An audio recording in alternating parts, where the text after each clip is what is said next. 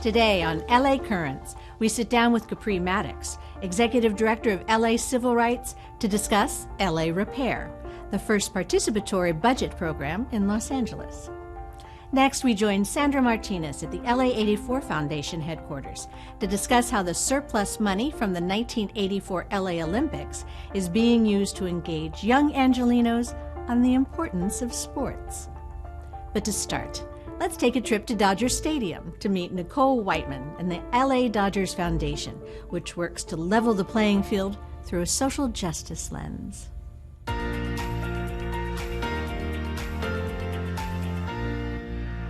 Well, we all know about the Dodgers' prowess on the field, but are you aware of the compassionate concern for the community? We're going to find out all the things that the Los Angeles Dodgers Foundation does, because I'm joined today by the CEO, Nicole Whiteman. So nice to have you here. Thank you for having me, Maria. And so fun to be here at the stadium. Yes, it's lovely when there aren't 56,000 people here. What prompted the need for a foundation? Yeah, so the foundation was actually founded by Peter O'Malley in 1995, and at the time he and the ownership group really wanted to make sure that they were providing a vehicle to the Los Angeles community that could very specifically hone in on mission-related items and causes that were important to Los Angeles. The foundation is built on good intent, but what are the action items? What are the things that you guys do? Yes, you know, we exist literally as a 501c3 to address LA's most pressing problems. And so what we're talking about is homelessness, education, healthcare, and social justice. We do the work through a social justice lens because we know that there are individuals in the Los Angeles community who are living in the shadows of Dodger Stadium, meaning that they aren't frequent visitors, but they may be fans, and we want to take responsibility for caring about them and their needs as well.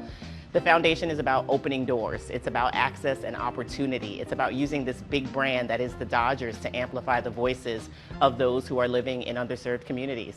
So when you say a social justice lens, I mean, that is a word that is really imperative in our society these days, but how does the Dodgers Foundation interpret that? What are some of the things that you are looking in that lens for? Yes, we very implicitly know that across the country and here in Los Angeles that Black and brown communities suffer at just exasperated rates as compared to other communities. And so we are very specific and intentional about serving those who need us the most. And so when we say social justice lens for here in Los Angeles, because of the statistics that exist, we actually are focused on the Black and brown communities through the Dodgers Foundation. Really, it's important for us to understand how they're suffering, and it's important for us to ask them specifically what they need, and then to address those needs through our programs, our initiatives, and our grant making. Okay, so what are some of the programs? Yes, and so we do a couple of different things. Community infrastructure happens through our Dodgers Dream Fields program, and so we have built 58 baseball and softball fields throughout the Los Angeles community, providing safe spaces for youth and their families to play, to gather, and we create outdoor classrooms. We actually infuse education components into our baseball and softball fields. We do sports-based youth development, and so we have a Dodgers Dream Team program where we give 12,000 youth an opportunity to play baseball and softball annually at 84 different locations throughout Los Angeles and Long Beach. We partner with recreation agencies like the City of LA Rec and Parks to make sure that kids have what they need, yes, in terms of sports and equipment, but we kind of really parallel that with wraparound services and basic necessities. We know that kids are coming to fields with a lot of challenges, and we want to make sure that they don't just go back home to those challenges, that we are actually addressing them. And so whether that's providing education resources like college access and success, college tours and things of that nature, or health resources, so simple things like eye screenings and dental screenings, which may seem simple to us, but not as simple to families that can't necessarily access them. And then basic necessities, you know, food, hygiene essentials, clothing, those are things that are important to our families, and we need to make sure that we're doing this holistic approach and providing them with all of those things all together. First of all, I'm exhausted thinking about what your day must be. But to begin with, let me break down a couple of the things. I was, right off the bat, you said you've built 150 fields. So are those on school sites? Are they like just in parks and rec spaces? Have you found land on your own and put things together? We've done so many things, and I said so many things. We've built 58 Dodgers Dream Fields, and those fields are actually public community spaces. Okay. And so we actually have one unique field at a school at John Muir High School, where Jackie Robinson attended high school in Pasadena. Besides that, we actually build the fields in community spaces in partnership again with recreation services agencies, because we want the spaces to be open to the public. Right. We want them to be spaces where youth who are making the recreation centers their second home feel like they have a place to go in their neighborhood down the street to play. And we want them to belong to communities. I think you and I remember as we were growing up, schools were open on the weekends, schools were open all the time. That's not necessarily the case anymore. And so we don't necessarily focus on schools. We do actually also partner with nonprofit agencies, and so we actually have 2 Dodgers Dream Fields in housing developments here in the city of Los Angeles in partnership with 2 different boys and girls clubs. And so really excited to be able to put them in spaces where residents can enjoy them, where people really feel like, hey, I have a second home and somewhat of a Dodger stadium because of the big scoreboard and the signage and those kinds of things pretty much around the corner from my house. Talking about understanding how powerful all of these foundations in someone's life can be. You have that experience firsthand. Yeah. I feel so honored and privileged to wake up every single day and come to Dodger Stadium as the CEO of the Los Angeles Dodgers Foundation, because I always say that I was the kid that we serve. My family, I'm a first-generation American, a first-generation college graduate, and this opportunity to be a beneficiary of so many different amazing nonprofit organizations, including the Jackie Robinson Foundation, who afforded me the opportunity to go to college via a scholarship and a mentorship and leadership development program, it's priceless. It's really priceless. I and my family needed the resources of so many nonprofits to open the doors, right, to provide access and opportunity. And because we took advantage of that, and because we had amazing people, individuals in our lives, mentors and more, I know that's why I sit here as the CEO of the Los Angeles Dodgers Foundation. So I have a passion for this work. I understand what families may be looking for. I understand the challenges they may be facing and what their fears might be, but I also know like it's possible. And so I wake up every day so excited to be like this living example of it's completely possible. And so from the Dodgers Foundation perspective, if we can give them possibilities for the future, it's my one and only goal, right? Like, here is an opportunity, here's an open door. Have you seen many yous in this whole thing? Have you been able to, pull stories out that you recognize? Yes. Somebody who has had? Yes, and I will say especially in young women, right? Because young women are often not necessarily given an opportunity to play sport or to participate in a lot of extracurricular activity, because growing up, we have a strong place in our household. We have a lot of responsibility in our household, sometimes different from our brothers, especially immigrant families. And so I see a lot of myself in local girls that we serve. But I think that our foundation is encouraging them to participate, that you can do both. You can be there to support your family, but you also at a very young age have to realize that it's important for you to attend to your success as well, right? And so I do see a lot of myself in the young women that we serve. What would make you feel as if you've done your job well? I think the biggest outcome for me is increased possibilities for the future for people here in the city of Los Angeles. It's that increase in quality of life, that increase in self-confidence, and strengthen communities. Those things are ultimately what we're aiming to do, and those would make me feel like, hey, we are being successful, we are successful. So if people want to help with the foundation, I mean, obviously you have some pretty prominent players, you've got the support of the organization at large, but 14 people does not a foundation make. So what can just the general populace do, and where do you look? Then what do you look for in someone that wants to reach out? Yeah, it's a couple different ways. Obviously, donating is front and center and makes a whole lot of sense, right? For those who can't donate, volunteering also is tremendously helpful for us. This opportunity to connect with a community that you know and love, or a community that you want to get to know and love, is something that can happen through the Dodgers Foundation. And so we encourage people to go to Dodgers.com/LADF to really be able to see all of the ways in which they can give, all the programs that they can support. Well, this was absolutely spectacular to sit here and have, I mean, I feel guilty that you took this time, given I know exactly what you're going through right now. But thank you so much for sharing all this great information. Thank you. Thank you so much. Thanks for having me. Los Angeles experiences some of the widest wealth inequity in the United States. Knowing that, the city is launching a new participatory budget pilot project that wants to let communities decide how to spend public dollars. Let's get to know LAREPAIR.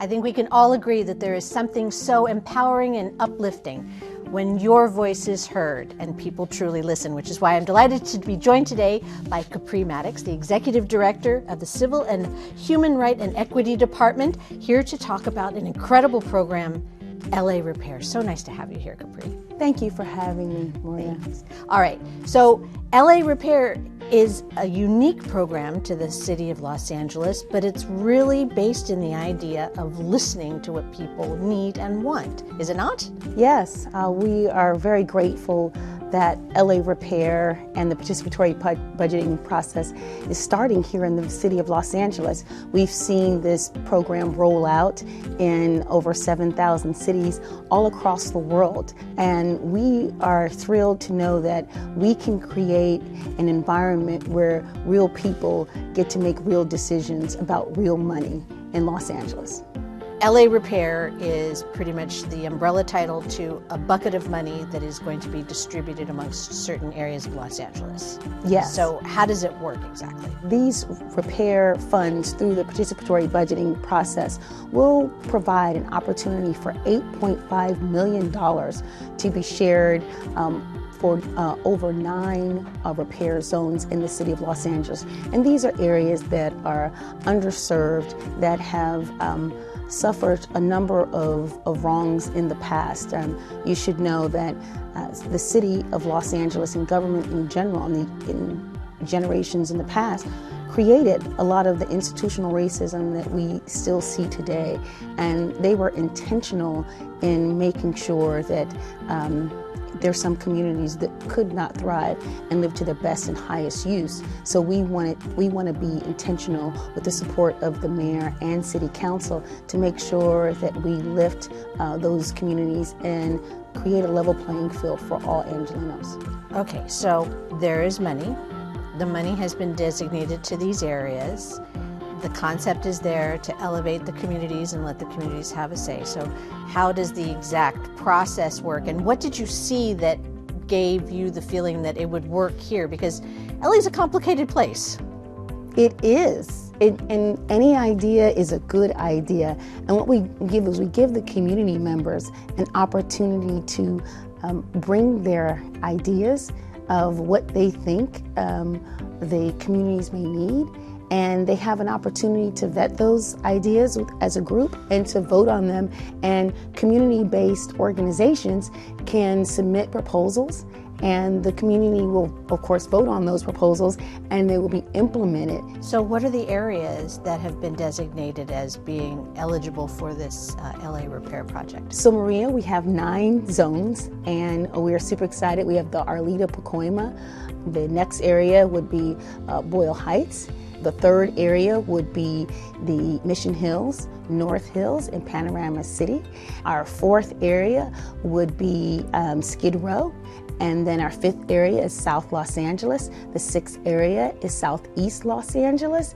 And our seventh area is the West Adams, Baldwin Village, and Leimert Park area. And our eighth neighborhood is the Westlake community. And our last area would be the neighborhoods of Wilmington Harbor Gateway. You talk about this, this unfortunate sort of institutionally driven racism, and that brought these areas into a situation in which they may not have had the resources that they really should have. People being forced into areas for a number of reasons. How were these 9 places chosen to be part of this project? What was the vetting process from the city's perspective to be able to elevate and uplift? So, Maria, we looked at a number of factors: unemployment rates, the opportunities that people have when it comes to how to address environmental racism, looking at the rent burden population, and even our COVID-19 numbers, particularly looking at the COVID-19 case rates and mortality rates. And it's very interesting. You can look at a map from the 1930s, where, our redlining maps, where we had people that were denied federally backed loans just because of their skin color. And those areas and those maps today still represent structural racism in Los Angeles, because these are some of the same communities where the environmental hazards were placed, where the freeways were built, and where the communities were underserved and had been done wrong for far too long. All right, so this participatory budget idea that I think is a great term to begin with, is that the community that is going to reap the benefits of these projects need to actually have a say as to which projects seem appropriate or which things they want. And it's not governmentally run as much as it is community run. So how do you choose the community partners or community members or the councils that will help feed this information back up to the city so that the city can get it logistically organized? Well, Maria, participatory budgeting does not work without community participation. Right. Say that fast. It's an opportunity for residents over the age of 16 that are in the communities that we mentioned, an opportunity to stand up and create a place for residents to actually tell us how they would like to advise in these spaces. What's the parameter of what the funds can be used for? One thing that we're looking at is that we would focus primarily on services. There are some areas where participatory budgeting really provided service resources in the ways of infrastructure support, but we wanted to be intentional to provide services. Again, it can be used for anything, but ideas are after-school programs, services for the unhoused, and depending on the area, there may be different needs for a variety of communities. Where did this $8 million come from? The $8.5 million was set aside by City Council for us to do this work, and it was actually placed in the Mayor's Justice budget for the 2021-2022 year. If you could imagine a perfect outcome for this LA Repair project, what would you hope to see within these regions that have been, these areas that have been designated? Maria, what we want to do is to be present and intentional with communities in need. And we want to show them that we see you, we hear you, and we're ready to make a difference. And we're going to do it with you and your input to make your community better, because who knows their communities better than the people that live there?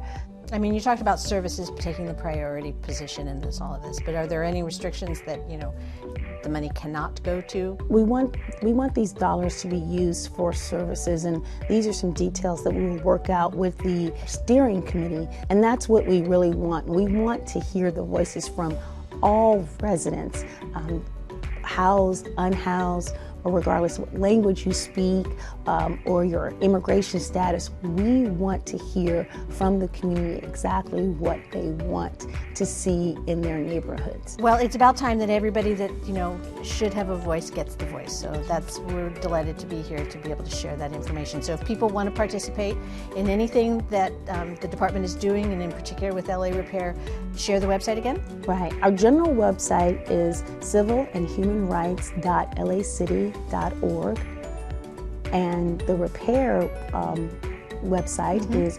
repair.lacity.org.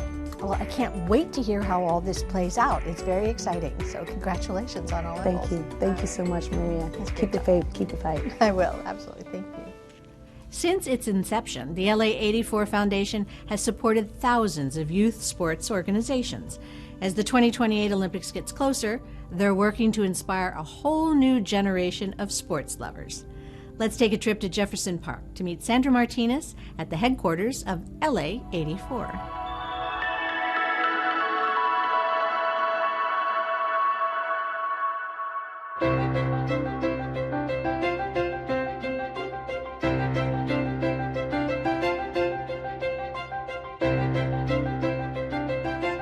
Renowned college basketball coach John Wooden said, "Sports do not build character, they reveal it." Well, I'm sure our guest today actually agrees with that statement. I'm delighted to be joined by Sandra Martinez. She is the Vice President and Chief of Staff here at LA84 Foundation.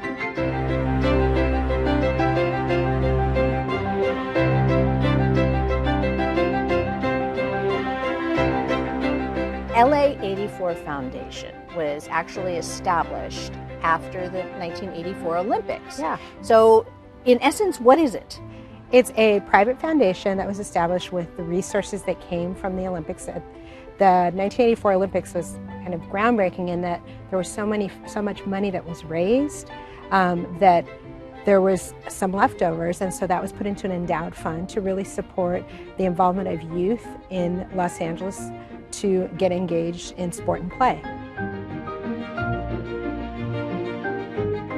I'm old enough to think that 1984 was like a minute and a half ago. But, you know, for a foundation, that's a pretty substantive amount of time. Yeah. And the starter funds, I'm sure, were pretty profound to begin with. But how do you guys sustain it? Because, you know, you give out some really remarkable grants. Yeah, well, we have an endowed fund that obviously that we dip into and support on an annual basis. And we've also had the benefit of corporate sponsors and corporate donors, as well as other donors who are really interested in supporting, you know, play and allowing young people to engage in sport. What has LA84 witnessed that validates all of this focus on sport and play? Well, there's now a lot of data that is emerging around the important role that sport and play plays in people's lives in terms of their own ability to be successful, because you learn kind of basic skills in a team situation. You learn how to work with others, you learn how to negotiate, you learn how to win, and you learn how to lose, all things that you need to kind of have in life. And so there is data that says if you do this with kids, you will end up having better students, better outcomes, things like that. There's also data that suggests that folks who have been involved in sport make better employees because they've learned kind of regimens and routines, and those are all things that you need in a workplace. One of the programs that I was extremely interested in was the whole idea of play equity.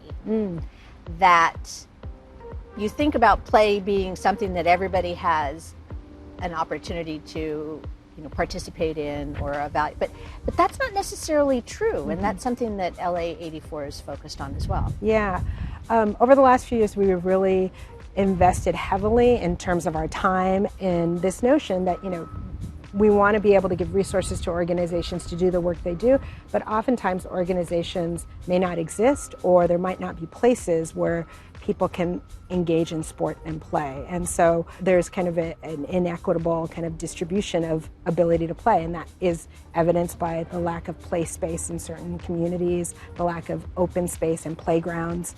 And so really looking at how can we address, kind of go upstream, as they say, and really say, how do we address the systems that create conditions where a young person, if they want to learn how to play water polo, let's say, it is really hard to do that in many communities because they may not have pools, they may not have pools that are open year-round, and there may not be a league or activities that they can engage in. So we really are now looking at how can we help to level the playing field so that everybody has equitable access to sport and play.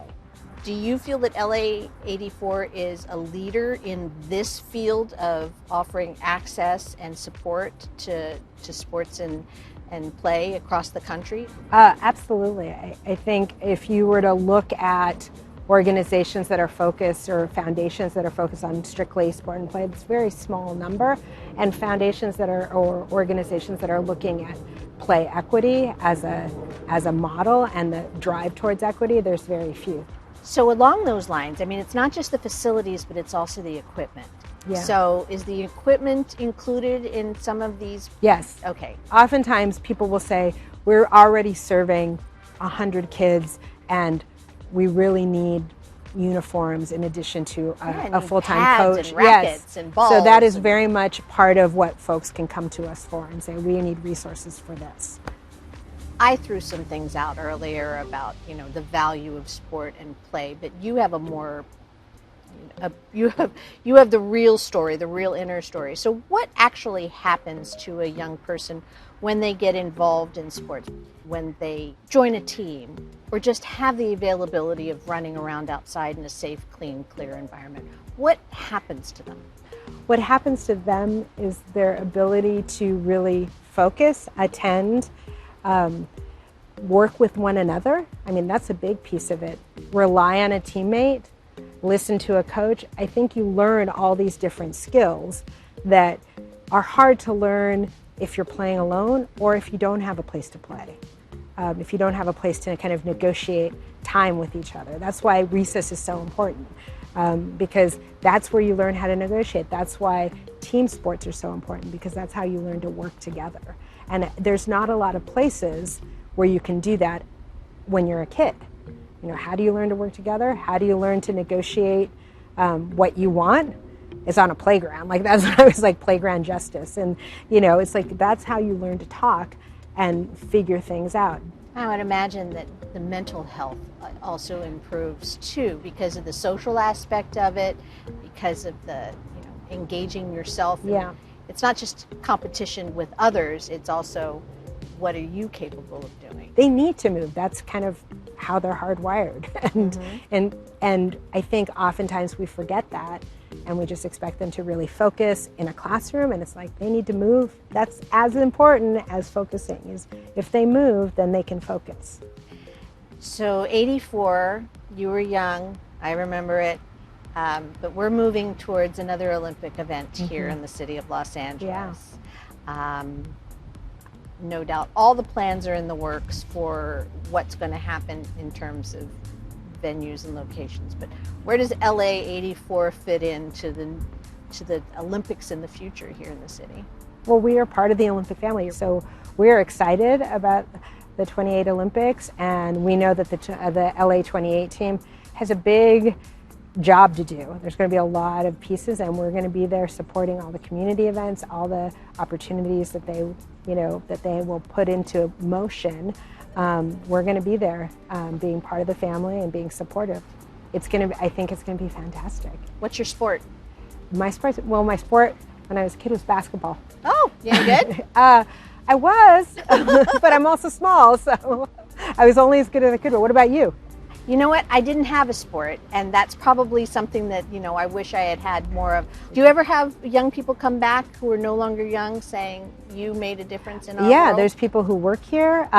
There's people that I see, and it's like, oh, you work at LA84? I learned to swim at that pool, at this pool, at here. Yeah, I mean, we hear about it all the time, yeah. Well, that's very exciting. All right, so those that want to help, or those that just want more information, or those that want to participate with either the summit or just, you know, maybe they have an organization that they think fits perfectly in with whatever it is that you guys are offering. What's the best way for people to find out what's going on? You can go to LA84.org. And do you need help in different arenas? There's always ways that folks can help. You can learn more about the ways you can help, either through resources or other ways, on our website. We want everybody to join us and be part of the play equity movement, be part of the solution, and join us. And that's a wrap on this very fun LA Current.